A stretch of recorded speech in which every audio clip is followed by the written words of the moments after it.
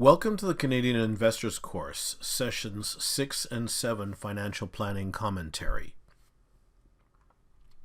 This is a unique setup in this particular commentary because the financial planning session, to keep the segments brief, is split up into two, but there's only a requirement for one commentary at this time.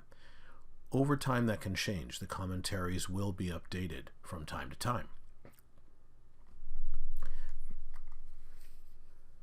As before, please note page 2, terms of use and disclaimer.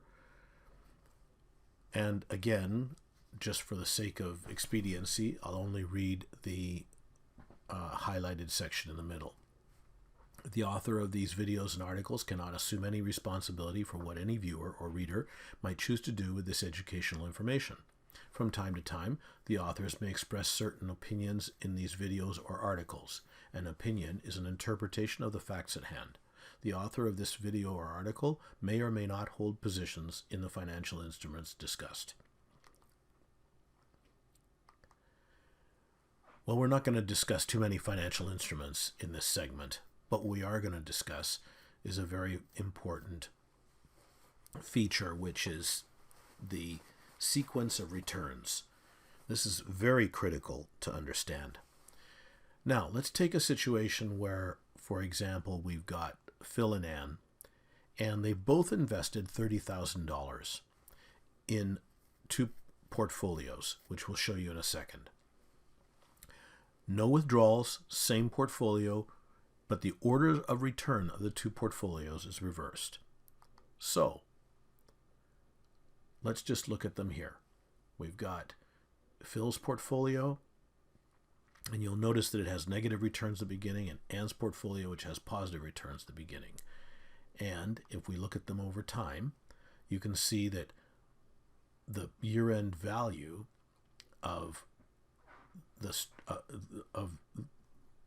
two portfolios is quite different, except if you look at them over that 25-year term, there's really no difference, because what made the most difference of everything was the average rate of return. So let's go back and look at that quickly again. You can see that the returns for Phil's portfolio and Ann's portfolio are exactly reversed. So they're exactly the same returns, just a different time, different sequence. And yet here, you can see that over time, at the end, it makes no difference, because what makes the biggest difference over a long period of time is the average rate of return, not the sequence of returns. Okay, now bear that in mind for a second. Let's look at the next step.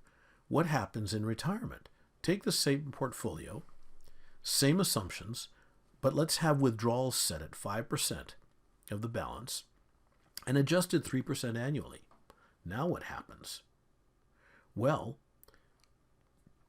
you can see that the portfolio that started with negative returns runs out of steam rather quickly, whereas the portfolio that started with positive returns and finishes with negative returns, those negative returns, although they do affect the total value, they don't affect the success of the plan.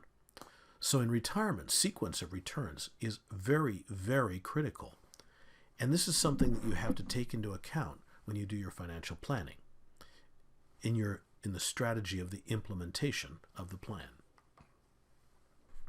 So you can see that the slide which we showed you here in numerical form is very different from the slide we show you here it's the same as in the graphical form. So you can see that early strong returns make an enormous difference to the end result.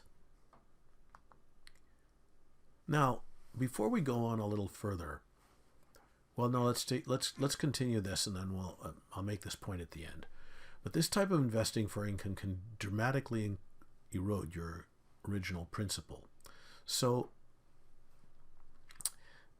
you can see that here in this example, you invest $100,000, you remove $500 a month, and overall, if your investment loses 7% overall in 1 year, what's it worth after a year? Well, it's $6,000 for the income paid, $7,000 capital loss. So your $100,000 is now $87,000. In other words, the market has, in essence, taken a year out of your portfolio that you didn't plan for, is one way to look at it. So, and then the next problem is that it would take over a 20% return the next year to get you back to even. Well, you can't count on that. So this is why a rules-based investment approach is so important, because important as it might be when you're accumulating the assets, imagine how important it is now when you're distributing the assets to yourself. So what type of financial planners are there? Well, there's really three types. There's the fee-only full financial planner. This is someone who receives a fee for doing your financial plan and for any updates, and you have to pay that out of your pocket, so you see it. Then there's the product-selling full financial planner, and that would be someone like an IROC advisor who their business is to sell and manage the investment products, but they do the financial planning as a completion of their services to add value. The product selling restricted financial planner does the same thing, but in the case of the third one, they have the added handicap, if you like, of only having a limited product selection to work with, which means that even if they have your best interests at heart, there's only so much they can do with what they have. And planners have different designations. And quite frankly, don't be blinded by the designations, because although they're important, what's most important is how the planner actually does their work. There are PFPs, which are personal financial planners. This is the first level of designation. It's really an incomplete planning designation. Then there's the CFP, which means that the planner has gone through some rather rigorous training and really understands all the requirements of financial planning. And then there's the CIWM, which is a Certified International Wealth Manager, which quite frankly is just a glorified CFP. The important thing is to have somebody who's competent at what they're doing, regardless of designation. But the fact that people have these extra designations means that at least they've done the training. So let's look at these planners a little bit more. The fee-only planners are pretty rare in Canada because, quite frankly, it's hard to make a living doing just this. There are a few. They do an excellent job. You'll find at the high, if you have a lot of assets, very often an IROC advisory firm will offer you a full financial planner as part of the service, separate from the advisor. And these people are paid just to do financial plans, and they do very high-end plans.